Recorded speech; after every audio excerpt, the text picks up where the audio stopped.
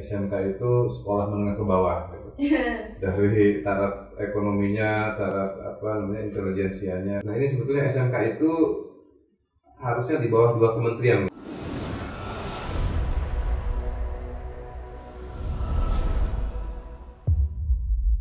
Assalamualaikum warahmatullahi wabarakatuh. Kembali lagi bersama saya Rasiani Amelia di Be Heritage Channel, bukan sekedar obrolan.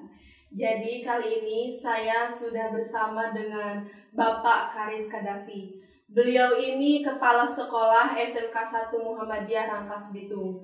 Jadi saya akan bertanya-tanya seputar tentang pendidikan formal yaitu SMK. Tapi sebelum itu saya akan sapa dulu. Halo Bapak. Halo, selamat sore. Ya, harusnya aku ya yang nyapa. Selamat sore Bapak. Selamat sore, Mbak Amel. Bapak sehat? Alhamdulillah sedang. Alhamdulillah sehat. Terima kasih sudah hadir di podcast kita nih Pak. Siap. Ya. Terima kasih sudah diundang ya. Iya, nanti saya bakal tanya-tanya seputar tentang SMK, terutama SMK Muhammadiyah gitu. Sebelumnya saya mau membawakan isu dulu bahwa beberapa masyarakat beranggapan SMK ini lembaga pendidikan yang lebih kepada pengembangan soft skill gitu, di mana setelah lulus mereka siap untuk bekerja. Tapi beberapa masyarakat juga berpikir bahwa SMK ini sekolah yang tidak terlalu memberikan pengetahuan-pengetahuan. Jadi mungkin mereka berpikir kalau kita pengen jadi akademisi masuknya SMA, kalau kita pengen langsung mendapatkan pekerjaan masuknya ke SMK seperti itu. Tapi kita bakal tanya dulu nih kepada ahlinya yang mengetahui di bidang itu. Bagaimana tuh Pak mengenai itu yang tadi saya sampaikan? Oke. Bapak.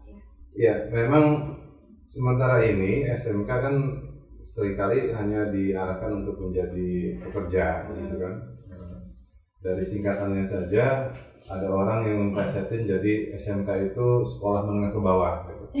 Dari taraf ekonominya, taraf intelijensianya, padahal sebetulnya nggak begitu juga, gitu. Walaupun memang sebagaimana kita ketahui di negara-negara lain itu anak yang masuk SMK itu memang terseleksi, Pak. Jadi misalnya yang ranking 1 sampai dengan 10 secara intelijensia itu mereka diarahkan ke SMA, kemudian ke akademik gitu ya. Nah, di bawah itu sisanya itu nanti masuk ke vocational school gitu, SMK atau kalau di kita gitu.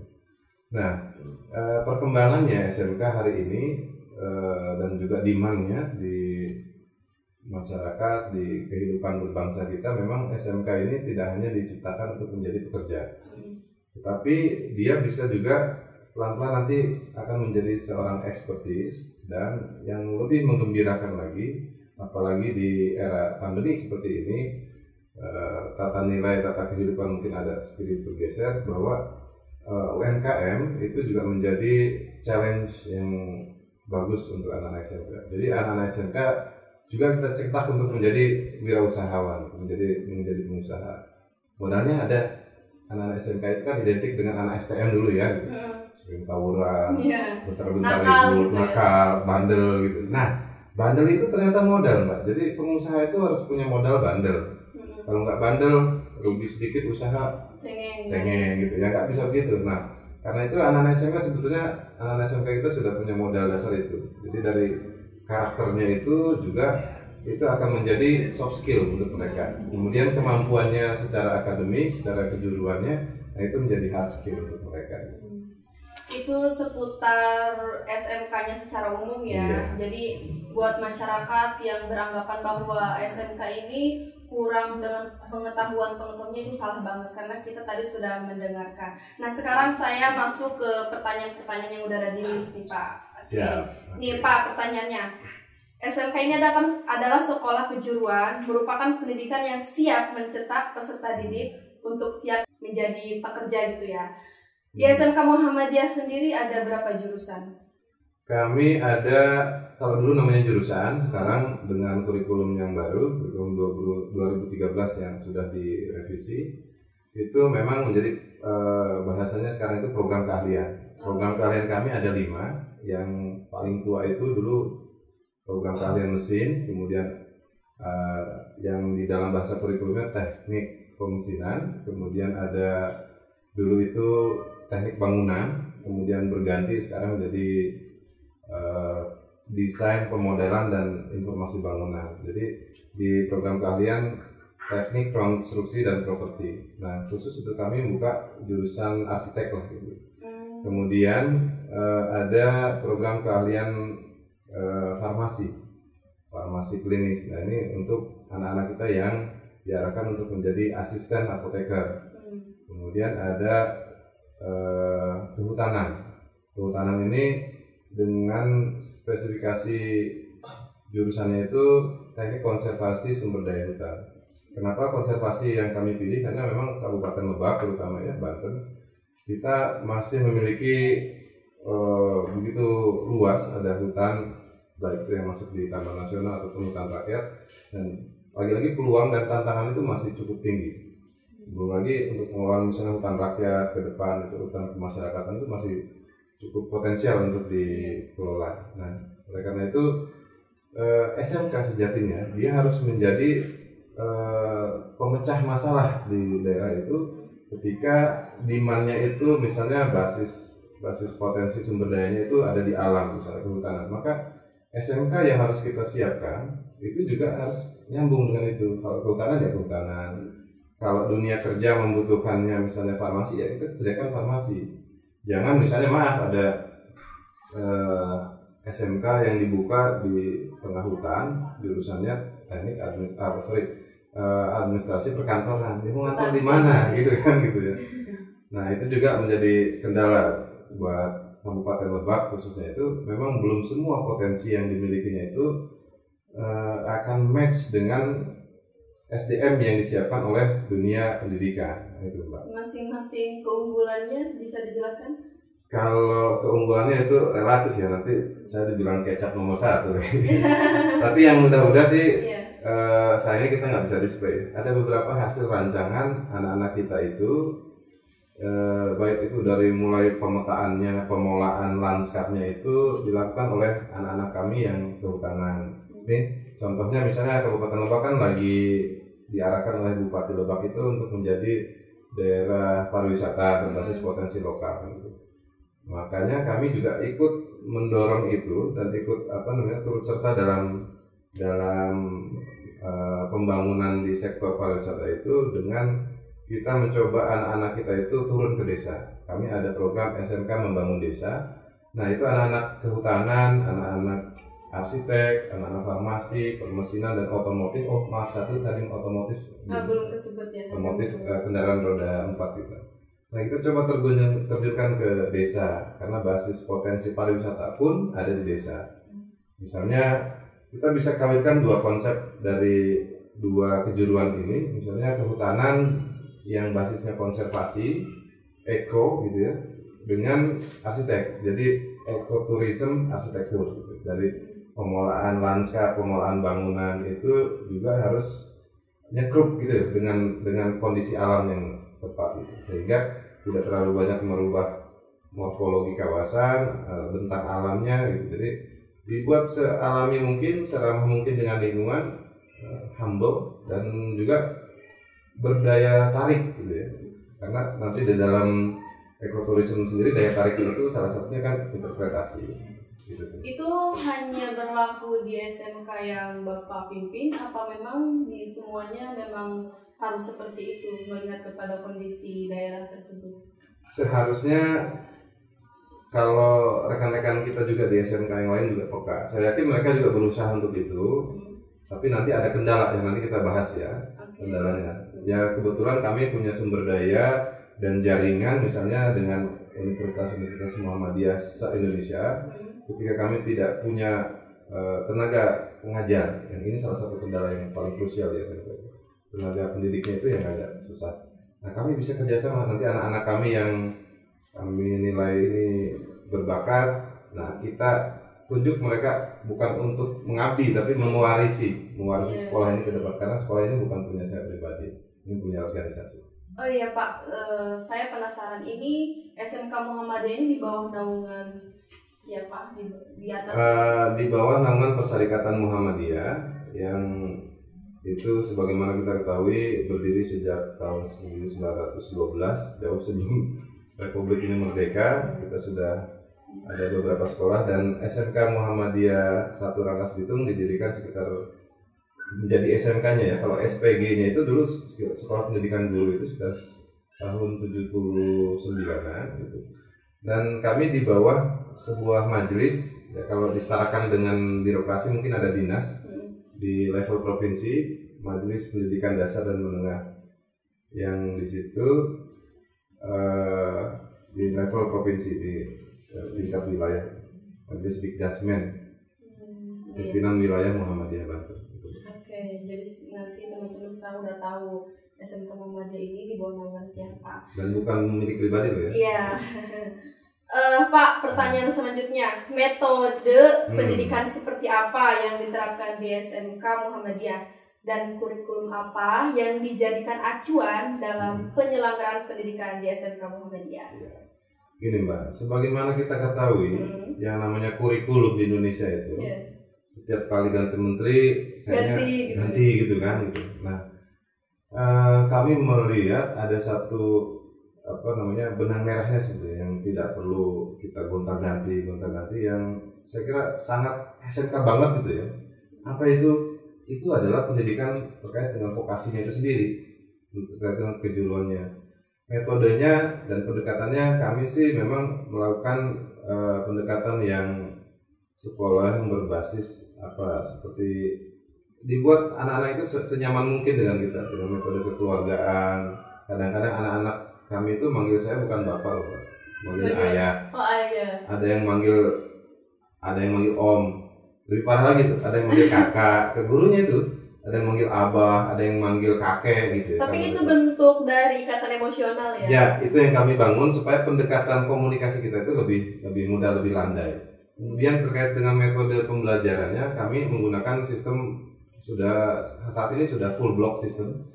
Artinya kita pisahkan mana pendidikan yang adaptif, pembelajaran adaptif dan normatif, misalnya matematika, biologi dan seterusnya, itu di 1 minggu. Kemudian yang minggu selanjutnya diselang-seling begitu, itu adalah pembelajaran untuk kejuruan. Nah, kalau bisa disarankan keluar, jadi mereka langsung ke objek pembelajaran di alam, gitu, di luar, di lingkungan yang sebenarnya.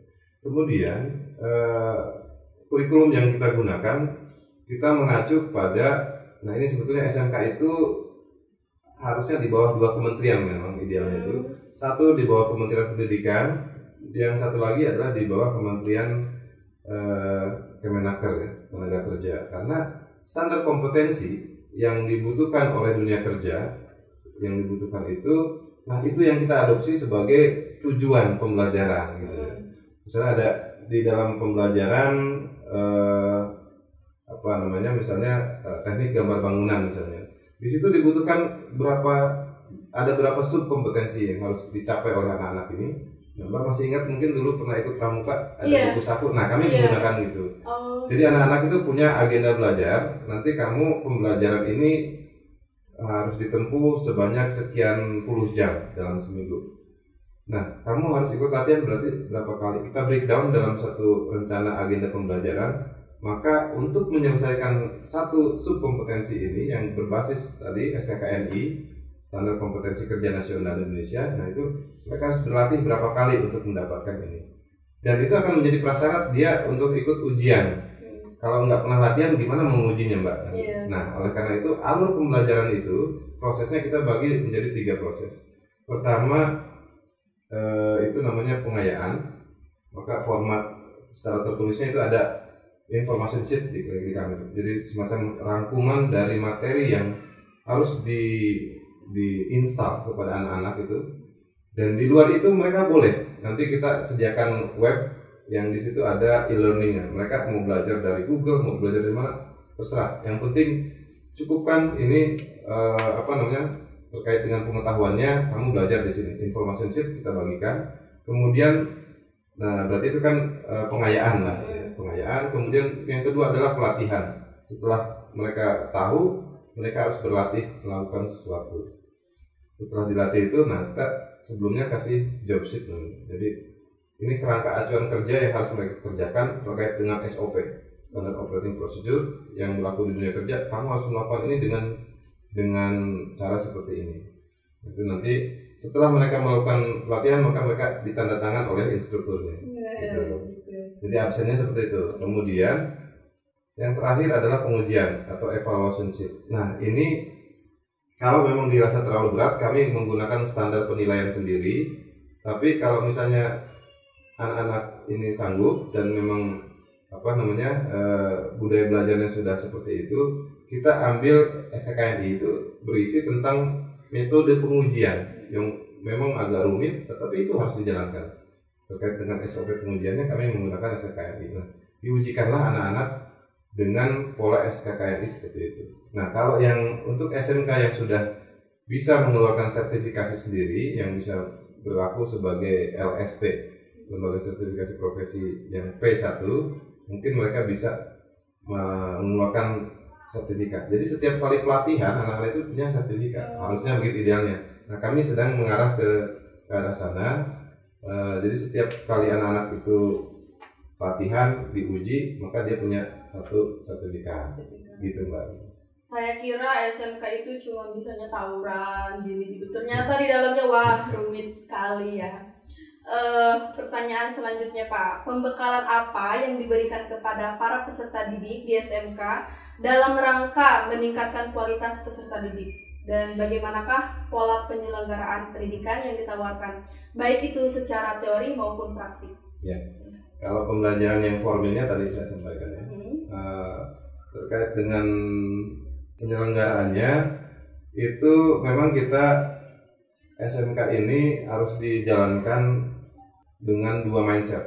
Satu sebagai lembaga pendidikan, satu hal lagi SMK itu adalah sebagai rumah produksi bagi semua kegiatan pembelajaran. Contoh, kami misalnya saat ini anak-anak kami yang di permesinan itu juga ada subkompetensi pengelasan. Anak-anak kita dorong, kamu harus buat pintu kamar mandi dari bahan besi. Nah, nanti kalau sudah jadi kita jual.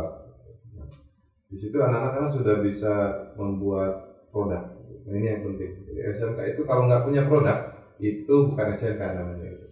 Tamparan keras untuk semua yang. Nah, tadi yang disampaikan anak SMK itu identik dengan tawuran, sebenarnya ini yang belum maksimal kita pecahkan. Sebetulnya anak-anak kita di SMK itu punya keberanian yang berlebih dibanding anak-anak yang lain. Buktinya kemarin bukan tawuran sih ya, ikut demo aja ke Jakarta, dia disemprot pakai water cannon aja ketawa ketiwi kan gitu. Karena memang satu hal yang harus kita akui, keberanian mereka itu belum tersalurkan pada tempatnya. Nah, itu akan menjadi soft skill untuk anak-anak itu. Modal ya. Modal. Dan apalagi di tempat kami di SMK Muhammadiyah itu ada ekstrakurikuler wajib. Itu bela diri. Kita di Muhammadiyah punya tapak suci. Nah, itu silat yang itu wajib dikuasai oleh anak-anak untuk bela diri. Bukan untuk berantem ya, Mbak? Iya. Bela diri. Oke, Pak. Prestasi apa saja yang pernah diraih oleh SMK Muhammadiyah? Khususnya di bidang kejuruan. Nah, kalau di bidang kejuruan, selain olahraga ya tadi ada banyak. Nah, di kejuruan ini kami biasanya ada lomba kompetensi siswa. Itu di semua program keahlian, misalnya di kehutanan, di farmasi, kita misalnya dulu pernah ikut di lomba teknologi tepat guna. Walaupun nggak menang jadi juara satu, tapi minimal kita sudah menjadi peserta dengan produk yang beda dengan yang lain. Karena waktu inovasi baru ya? Iya, inovasi. Karena waktu itu yang dimaksud teknologi itu kadang-kadang orang itu cuma menilai teknologi sama dengan tools, sama dengan alat gitu kan. Iya. Kalau bisa menciptakan ini berarti dia berteknologi. Padahal sebetulnya enggak gitu juga. Waktu itu anak-anak kami membuat produk racikan obat herbal misalnya itu. Nah, dan itu pastinya menggunakan teknologi. Nah, teknologi apa di situ? Ya teknologi bagaimana meracik ini seperti ini. Kemudian bagaimana teknologi ini kan substansinya adalah bagaimana dia bisa melakukan efisiensi dan menghasilkan produk yang lebih baik, lebih murah, gitu, yang lebih berdaya jual dengan yang lain gitu. Nah itu sudah dilakukan oleh anak-anak membuat satu produk yang seperti itu. Kemudian yang di kehutanan misalnya lomba kompetensi di tingkat nasional itu ada yang jadi juara 1, ada yang jadi juara 2 itu. Dulu itu hampir setiap tahun ada Mbak, Jambore gitu, Jambore SMK Kehutanan. Itu biasanya kalau Jambore diadakannya di provinsi atau langsung ke nasional? Di nasional, kalau Jambore itu di tingkat nasional. Kebetulan kalau di Banten itu baru ada 2 yang menyelenggarakan kehutanan. Nah, sekarang udah 3 Pak. SMK Negeri 3 dan 5 di Pandeglang, dan di Lebak cuma di kami di SMK Muhammadiyah. Nah, di tingkat nasional itu nanti dipilih, misalnya pernah diadakan di Gunung Gede Pangrango yang pertama kali, yang kedua kali misalnya di Batu Raden, yang ketiga di Mojokerto. Nah kita semua masing-masing SMK ini walaupun tidak dibiayai dari pemerintah, kami iuran dari semua sekolah itu menyelenggarakan acara setingkat nasional di sana. Wow, keren. Pak, apa yang menjadi indikator keberhasilan penyelenggaraan pendidikan di SMK, dan seperti bagaimanakah penyelenggaraan pendidikan di SMK yang sudah berjalan, yang sudah berhasil gitu Pak? Kalau indikator, saya kira memang ini agak rumit, saya harus menjelaskannya, terutama harus dijelaskan dengan data.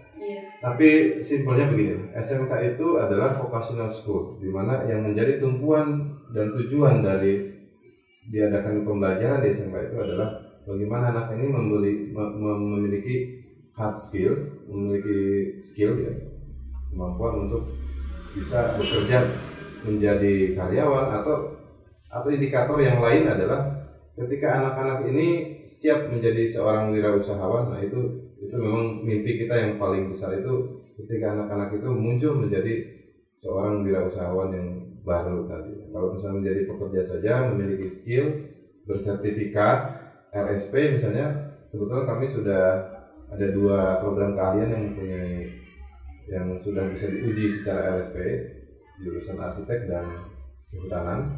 Nah, kalau kehutanan itu mereka menjadi pemandu wisata alam. Kalau arsitek mereka menjadi juru gambar arsitek. Nah, memang di level middle ya, tenaga teknis menengah gitu sifatnya. Tetapi kalau dilihat secara indikator bahwa ketika anak-anak ini menguasai hard skill dan soft skill, nah itu adalah indikator bahwa anak-anak kita ini sudah berhasil.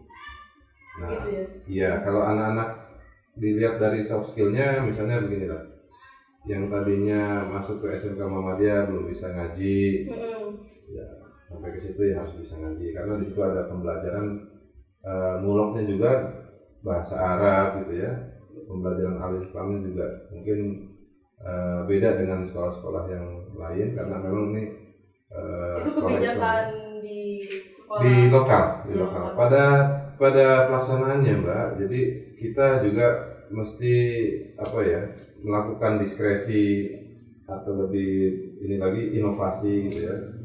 Dan yang lebih penting itu SMK itu terutama guru-gurunya nih, dimulai dari kepala sekolah itu harus out of the box. Kalau dia hanya melakukan sesuatu itu business as usual, ya pasti hasilnya juga biasa-biasa aja kan gitu. Ya kalau mau lompatan-lompatan yang keren gitu ya, yang spektakuler, yang happening lah kalau bahasa anak-anak sekarang itu ya kita harus punya effort dan juga pemikiran yang tadi, thinking out of the box. Apalagi sekarang pembelajarannya arahan dari kurikulum itu kan HOTS ya, higher order thinking skill. Dia dipaksa untuk berpikir lebih keras lagi, bukan lebih keras, mengerahkan pemikirannya itu secara serius gitu. Makanya di kami jangan heran Mbak nggak akan ketemu soal A, B, C, D, nggak ada lagi sekarang Mbak. Jadi soalnya itu seperti kita mau sidang skripsi lah kalau Mbak pernah gitu ya. Jadi ada proses ujian tertulis dan itu biasanya esai, kemudian ada wawancara untuk melatih verbal dan juga mereka bernarasi gitu. Nah, yang terakhir adalah unjuk kerja. Itu SMK. Jadi indikatornya tadi itu. ketika dia bisa menjawab pertanyaan secara tertulis, bisa menjelaskan dalam bentuk wawancara, dan yang terpenting adalah bisa unjuk kerja. Kalau mereka nggak bisa unjuk kerja, berarti kita tidak akan bisa melihat indikatornya anak ini sudah menguasai pengetahuan ini atau skill yang diminta seperti ini apa enggak. Makanya harus ditunjukkan pekerjaan. Saya ada yang menarik nih Pak dari kalimat-kalimat Bapak tadi, hard skill dan soft skill. Teman-teman, kadang nih kita lupa, kita terlalu fokus untuk mengembangkan atau menciptakan soft skill di dalam diri kita, tapi kadang kita lupa dengan hard skill ini. Bahwa ternyata untuk menjadi seseorang yang berkualitas, di mana dia bisa berperan di dalam hal yang dia tekuni, dan dengan hal yang memang semua orang bisa gitu. Itu perlu banget yang namanya soft skill dan hard skill. Itu perlu banget. Jadi soft skill ini kemampuan kita berbicara, itu juga bagian dari soft skill. Sementara hard skill ini kualitas yang kita punya ya.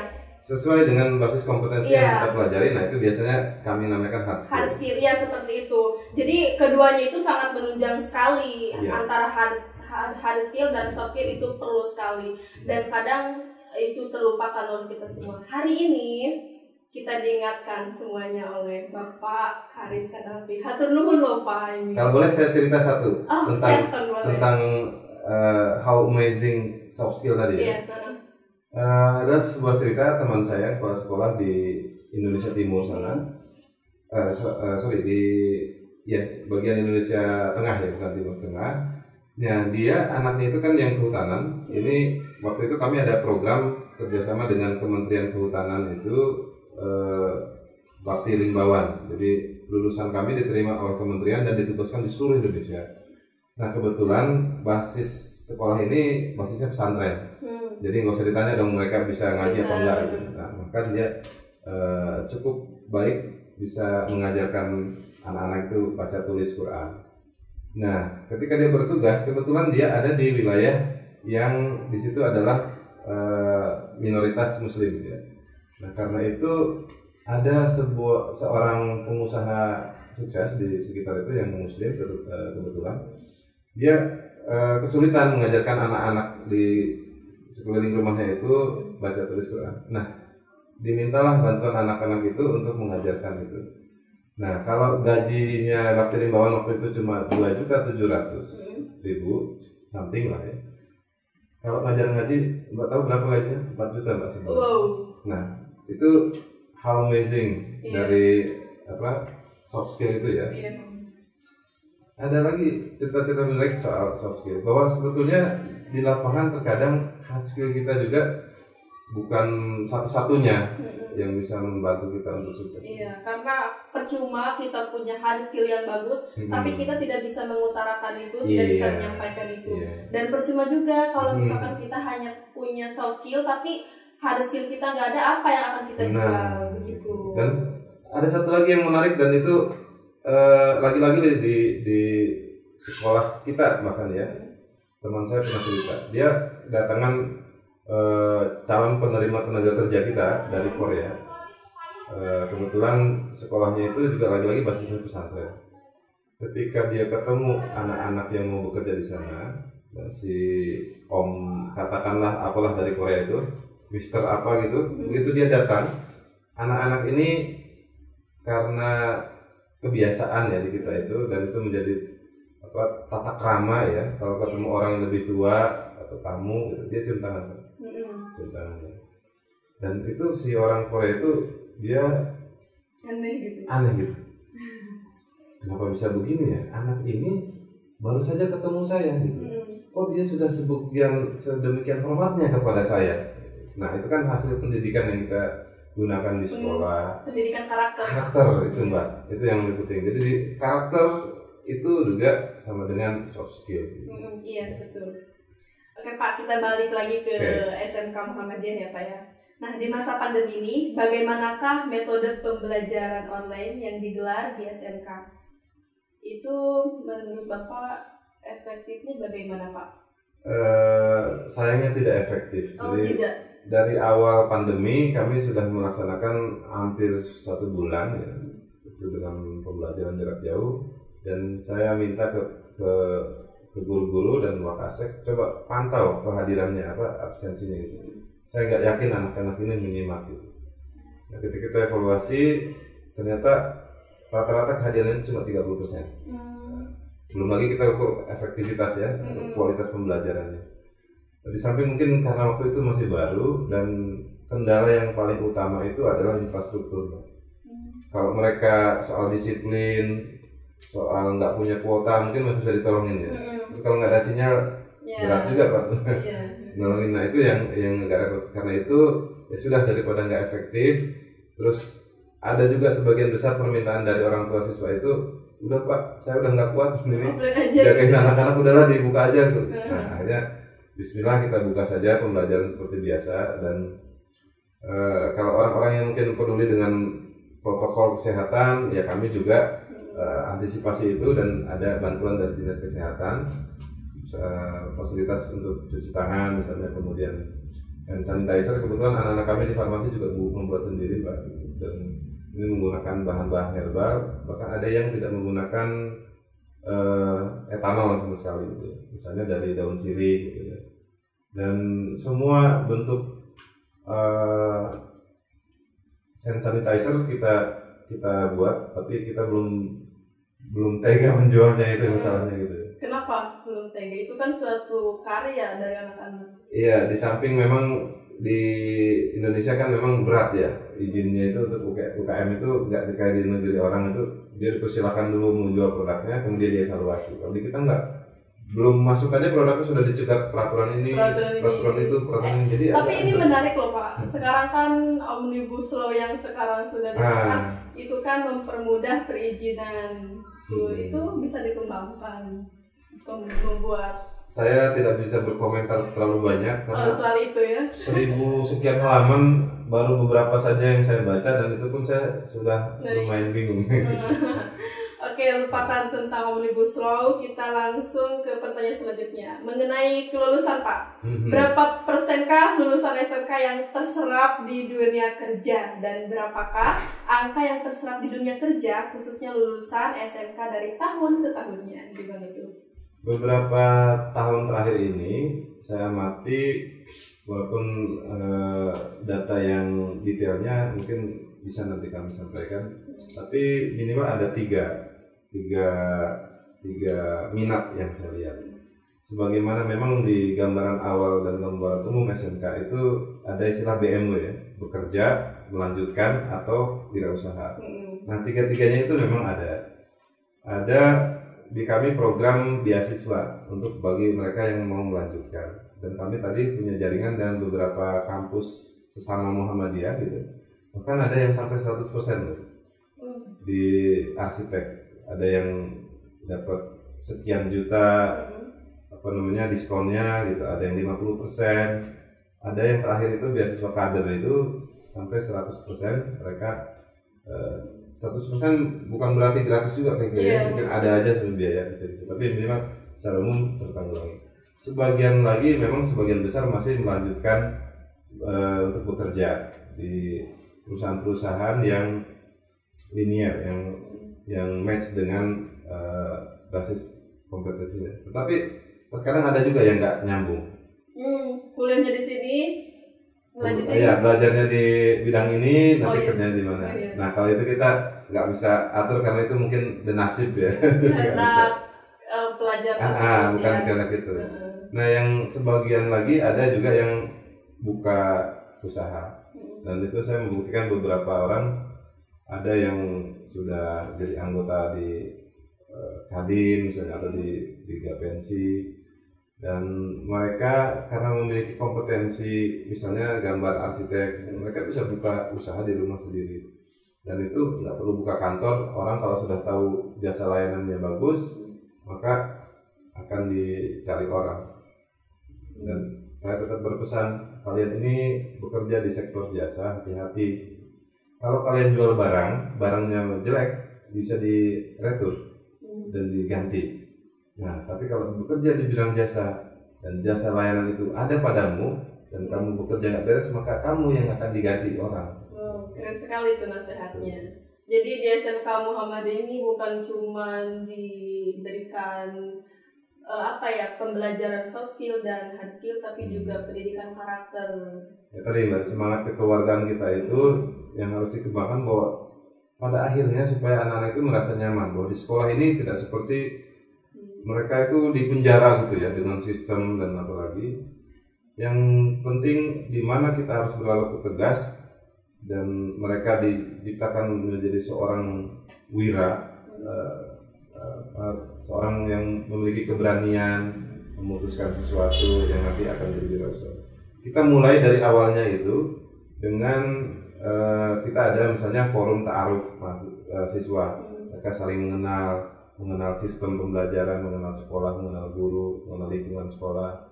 Dan juga ada pendidikan pendahuluan bela negara. Kami kerjasama dengan TNI, dengan Kodim. Jadi untuk urusan disiplin dan kewiraan, mari kita serahkan kepada ahlinya, gitu kan? Oh, gitu ya. Kemudian ada penyuluhan juga, pembekalan dari Polri untuk misalnya mereka yang berkendara pakai helm. Kan anak-anak kan biasanya nggak mau pakai helm, Pak. Iya. Oke Pak. Nih, apa yang menjadi kendala dalam penyelenggaraan pendidikan di SMK dan apa saran Bapak kepada pemerintah khususnya Diknas? Oke. Kendala yang paling utama itu kalau bicara soal uang, biaya gitu udah klasik ya. Iya. Itu kan tergantung kreativitas kita sebetulnya. Dan kayaknya semua lembaga pendidikan mengalami hal seperti Iya. itu.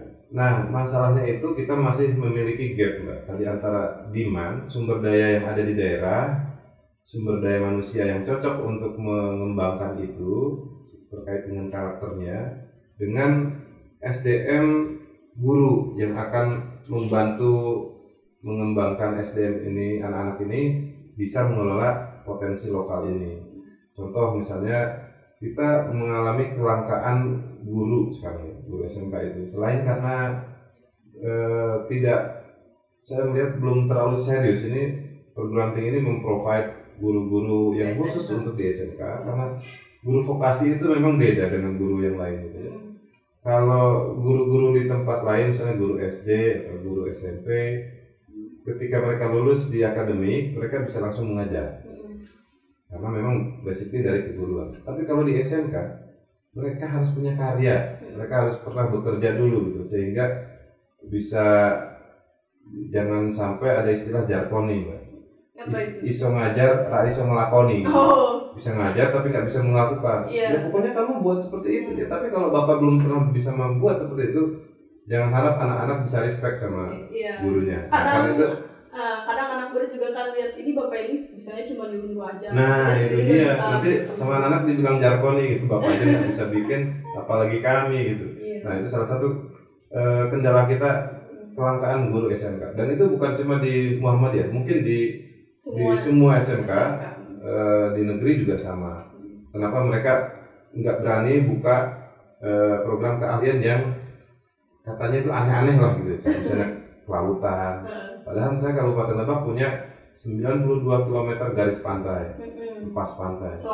Selatan itu belum dimanfaatkan secara optimal karena SDM kita masih lemah. Kenapa SDM-nya lemah? Karena institusi pendidikan yang mengelola SDM untuk ke arah sana itu masih lemah juga tadi karena kelangkaan guru.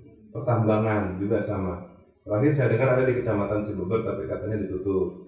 Kendalanya karena belajarnya lebih panjang, mereka 4 tahun. SMK itu ada yang 4 tahun, Pak.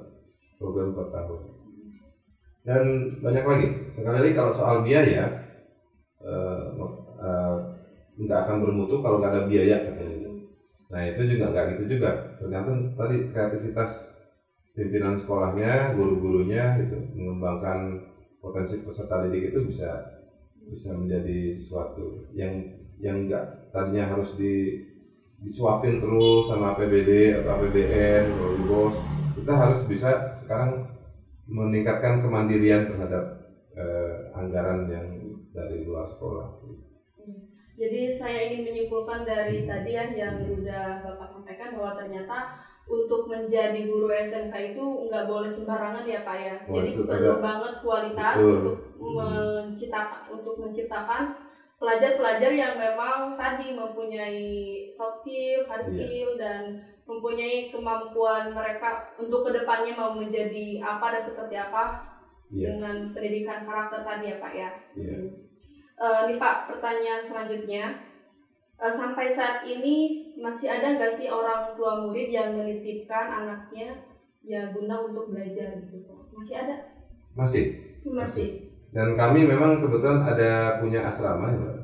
Ada asramanya? Ada asramanya bagi mereka yang jauh dan kurang mampu. Makanya saya selalu kampanyekan ke teman-teman kepala desa, kalau di lingkungan itu masih ada anak-anak yang sampai nggak sekolah, apalagi karena biaya, jangan lagi saya dengar soal itu. Bawa ke tempat kami, sekolahkan, saya kasih free untuk bayarannya, tapi tolong dari desa bantu juga, karena mereka satu orang anggota keluarga terpisah dari rumah itu berarti ada 2 dapur, itu agak repot juga. Dan untuk untuk itu kami sudah siapkan asrama gitu di sana itu. Jadi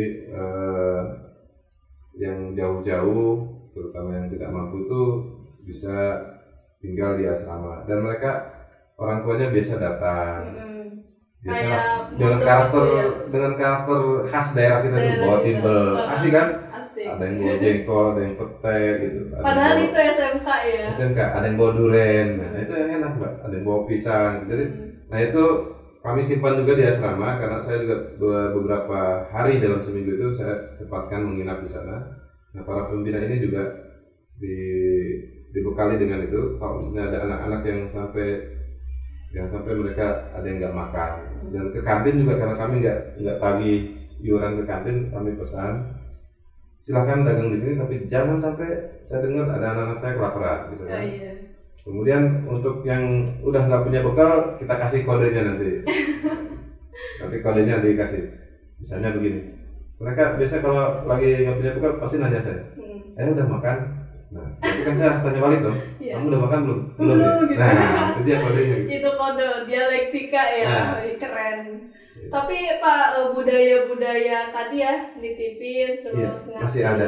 Itu budaya-budaya seperti itu menurut saya ya, mungkin beberapa teman yang lain juga berpikir sama gitu, bahwa budaya itu ternyata bisa mengakrabkan antara pelajar atau pimpinan sekolah dengan si pelajar, orang tua siswa dengan pelajar. Iya gitu, ikatan emosionalnya lebih terjalin gitu Pak.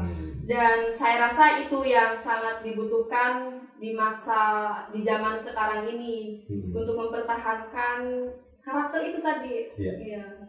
Karena kan semakin zaman ini semakin maju, semakin digital, moralnya kan semakin ini. Iya. Ada yang tidak bisa tergantikan, Mbak. Mungkin apa itu? Ada beberapa, bahkan mungkin orang-orang di elit-elit sana di nasional bilang bahwa sudah pendidikan kita ini sudah mengurangi sekian persen fungsinya guru. Fine. Kalau soal pengetahuan mungkin Google lebih tahu daripada seorang guru. Wikipedia lebih hebat mungkin ya, menginventarisir informasi. Tetapi jangan pernah kita lupa bahwa pendidikan itu salah satu dimensinya itu adalah kuratif, pengasuhan, kemudian empowering. Bagaimana membuat yang tadinya nobody menjadi somebody, seseorang yang bukan siapa-siapa menjadi seseorang yang punya karakter, punya soft skill, punya hard skill. Dan dia siap untuk menghadapi persaingan dunia gitu kan. Itu yang belum tergantikan. Kemudian budaya berempati, budaya untuk bisa saling menghargai orang dengan orang itu sementara ini kalau dibangun secara digital Mbak, senyumnya juga kayaknya nggak tulus ya, cuma dibuat emot aja kan, sebatas itu doang kan gitu, nggak tulus dari hati. Iya, kalau langsung face to face gitu kan ada sosialisasi, mereka bisa belajar berempati, dan itu kan sebuah hal yang metafisik yang nggak bisa diwakili dengan digital, nggak bisa gitu. Mencurahkan rasa sayang seorang guru kepada anak didiknya, menanamkan disiplin, itu nggak bisa diwakili dengan sistem digital seluruhnya gitu ya.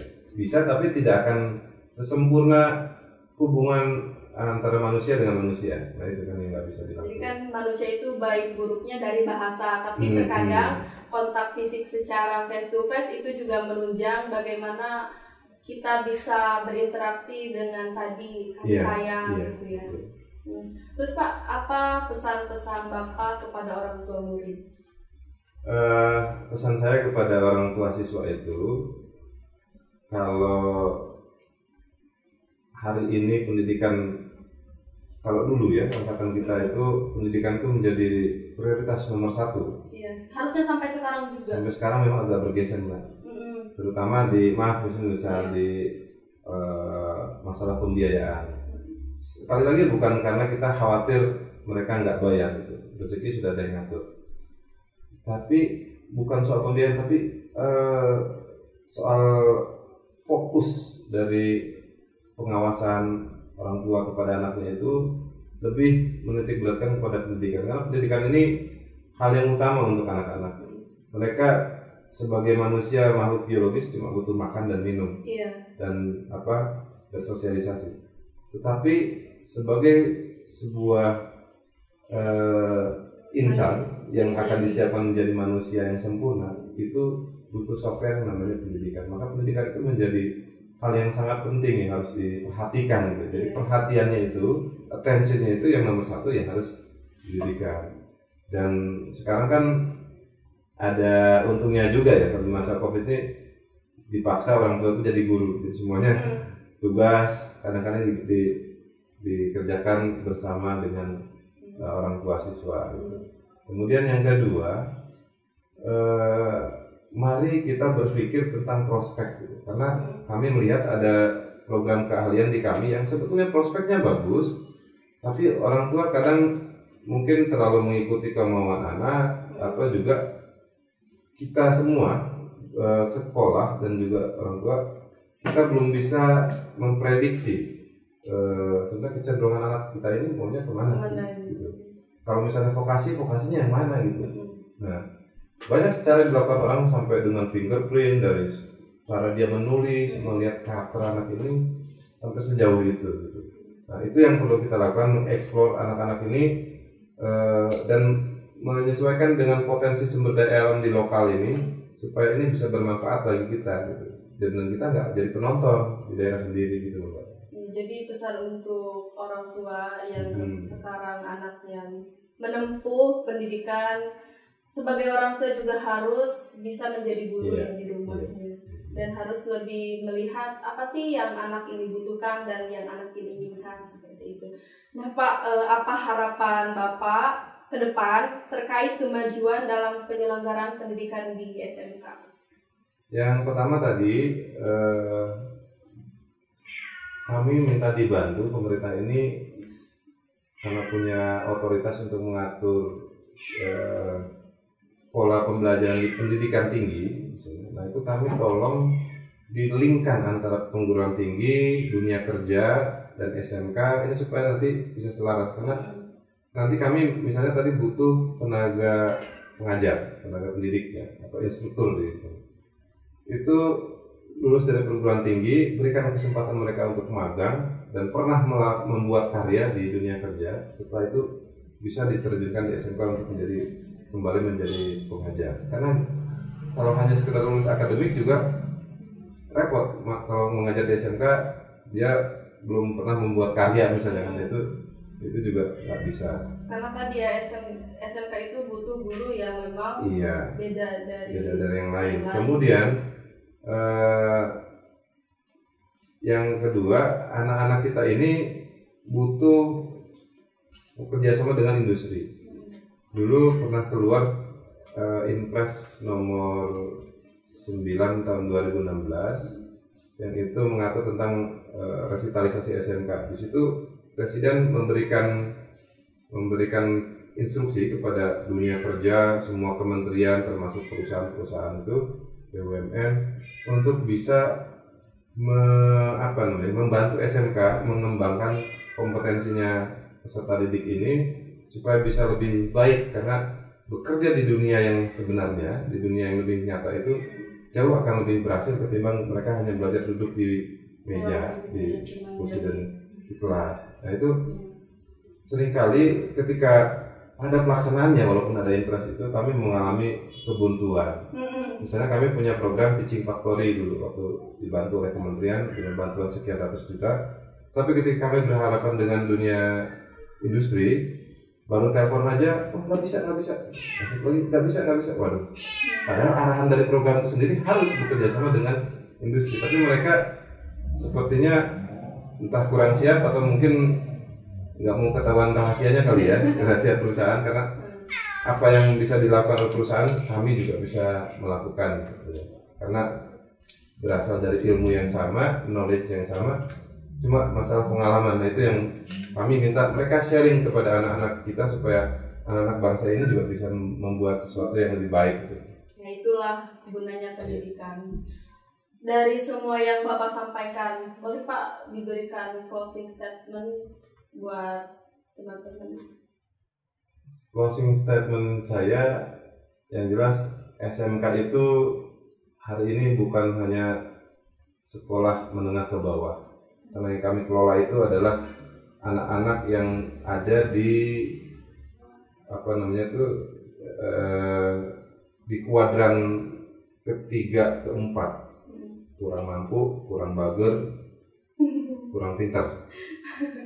Nah kalau semua orang mau hanya mengambil anak-anak yang di kuadran 1, pinter, bagus, mampu gitu ya, terus yang mereka yang di kuadran 3-4 ini nanti siapa yang ambil? Karena itu pendidikan ini harus menjadi pendidikan yang bermutu, tetap murah untuk masyarakat yang paling susah sekalipun. Itu saya kira yang untuk perkembangan, dan SMK ini harus bisa menghasilkan kualitas SDM yang bermutu dan bisa mengelola potensi daerahnya masing-masing minimal gitu. Jadi closing statement kali ini benar-benar untuk semua kita ya, semua manusia yang sadar akan pentingnya pendidikan, dan kita sebagai orang-orang yang berpendidikan harus banget yang namanya introspeksi diri. Ya. Itu saja mungkin podcast kita hari ini. Terima kasih Bapak sudah meluangkan waktunya. Terima kasih sekali kami sudah diberikan waktu, dan ada slogan yang terakhir dari SMK. Iya, apa itu? SMK bisa. Wah, mantap, SMK bisa. Sekali lagi terima kasih sudah meluangkan waktunya dan sudah menjelaskan segitu detailnya nih Pak. Oke, closing statement dari saya. Pendidikan bukan alat tukar untuk menjadi orang kaya. Tetapi dengan pendidikan, kita bisa hidup dengan bijak dan kebijakan. Terima kasih, saya Rasian Amelia. Jangan lupa like, share, komen, dan subscribe. Oke, terima kasih. Assalamualaikum warahmatullahi wabarakatuh.